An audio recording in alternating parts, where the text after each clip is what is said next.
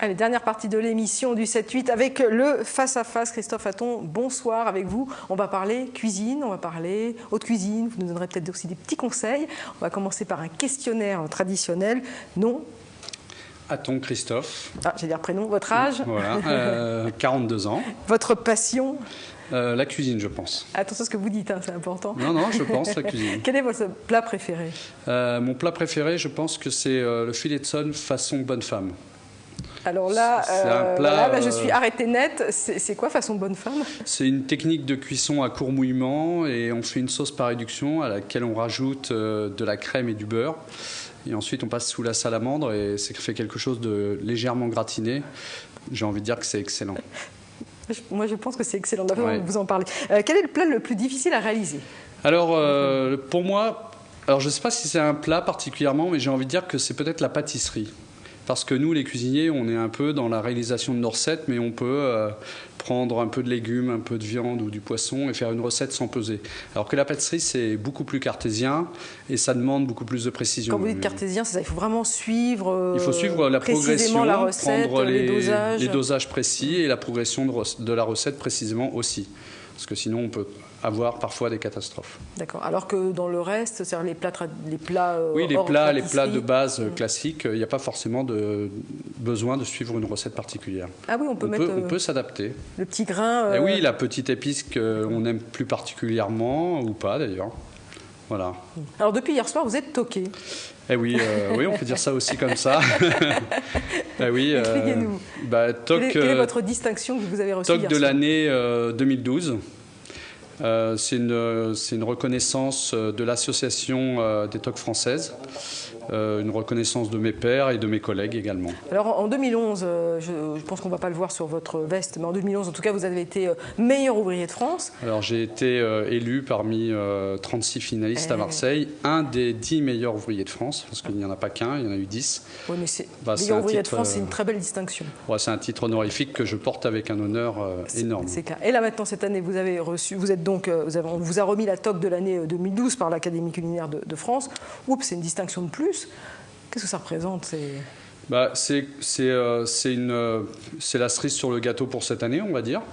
C'est un grand plus, j'ai envie de dire, parce que c'est vrai que c'est important quand même. C'est toujours gratifiant de recevoir un prix. Voilà, c'est toujours de la reconnaissance supplémentaire. Ah, vous êtes vraiment modeste. Hein. Vous m'avez dit en préparant l'entretien, je suis modeste, mais vous me confirmez que... Oui, j'assume bien ce côté, j'espère que je ne me trompe pas, quand je dis que je suis modeste, parce que moi j'aime le travail, donc, et je suis dans la cuisine, et je ne suis pas forcément un homme de plateau, de télé, de discours. Je l'ai dit hier soir lors de mon discours de remise de trophée, et voilà. Je suis plus un homme de coulisses. Et vous m'avez dit aussi, je ne suis pas un grand créatif, mais je suis un besogneux. Donc j'ai envie de vous dire, quand on entre en cuisine, c'est comme quand on entre dans les ordres, en fait. Hein. C'est rigoureux, la cuisine. Hein. Oui, alors moi, c'est vrai que je ne suis pas un grand créatif. Je l'ai toujours assumé, je le dirai toujours. Moi, je regarde beaucoup les livres, je m'instruis beaucoup pour essayer de trouver des idées supplémentaires et puis essayer de me les approprier. Parce qu'évidemment, j'apporte quand même ma touche personnelle. Mais moi, j'aime travailler, faire et refaire pour obtenir ce que je recherche, quoi. Alors, ce qui est aussi étonnant dans votre parcours, c'est qu'au départ, vous ne vouliez pas être cuisinier, vous vouliez être plutôt menuisier. Voilà, alors puis c'est votre papa qui vous a dit, allez Christophe, la cuisine. Alors c'est vrai que moi je voulais être menuisier, c'était une envie d'adolescent, j'ai envie de dire. Mais mon père n'a pas vu ça comme ça, il a dit que la cuisine, ce serait très bien. Alors ça a été un peu difficile, je le reconnais, hein. Mais aujourd'hui, je suis au moins très fier qu'il m'ait imposé ce parcours. Ouais. Et le virus de la cuisine ne vous a pas quitté, c'était il y a 25 ans. Hein. Voilà, 25-26 ans, ça ne m'a pas quitté, voilà. Ouais. Alors, je ne l'ai pas dit, mais vous êtes professeur à l'école Tecoma à Jouy-en-Josas depuis 10 ans.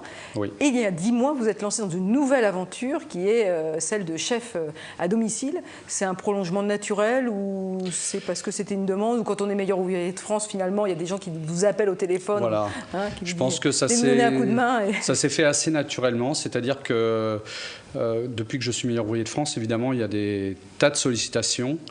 Et puis on m'a dit, mais pourquoi ne pas te lancer dans l'aventure du chef à domicile? C'est un peu porteur. Et moi, je reconnais qu'aujourd'hui, c'est une magnifique aventure. Alors, qui fait appel à vous? Est-ce que c'est un particulier qui veut faire une grande fête chez lui, oui, mariage ou baptême, un particulier ou... j'ai envie de dire un particulier qui a envie d'impressionner ses invités. D'un seul coup, on demande à un chef de faire à manger, et d'un seul coup, quand les invités voient apparaître un meilleur ouvrier de France, il y en a pour qui c'est une surprise énorme. Ils se disent, ça, c'est la classe. Alors... moi, ça me fait plaisir, bien sûr. Mais... bah oui, c'est la classe. Mais c'est une classe qui doit coûter cher quand même, non? Oh, tout a un prix, mais tout se discute, j'ai envie de dire. Après, ça dépend du budget de tout à chacun. Mais à peu près, si on fait appel à vous... À peu près, il faut partir à 50 € par personne minimum, sans limite, évidemment. Mais après, il faut... évidemment, je ne me déplacerai pas pour 2 personnes, ben voilà. D'accord, donc vous vous déplacez pour un petit nombre de personnes et les gens ont des idées précises de ce qu'ils veulent ou Parfois, ils ont des idées bien arrêtées. Alors, c'est difficile parce que moi, j'aime bien mettre en place mes recettes. Oui.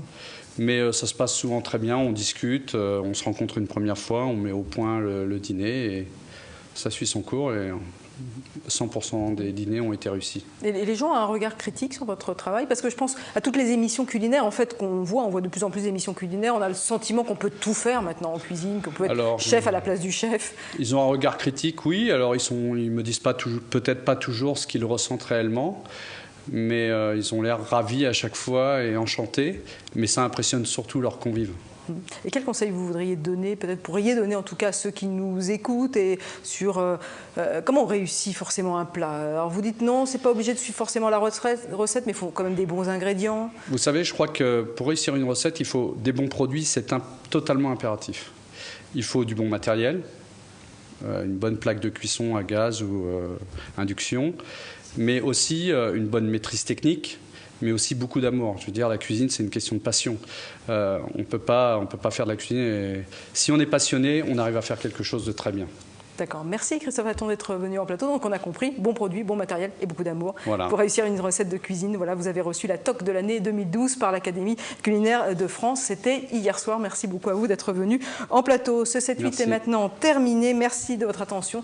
Demain, le 7-8 week-end présenté par Wilfried Réchy. Excellente soirée et à très bientôt.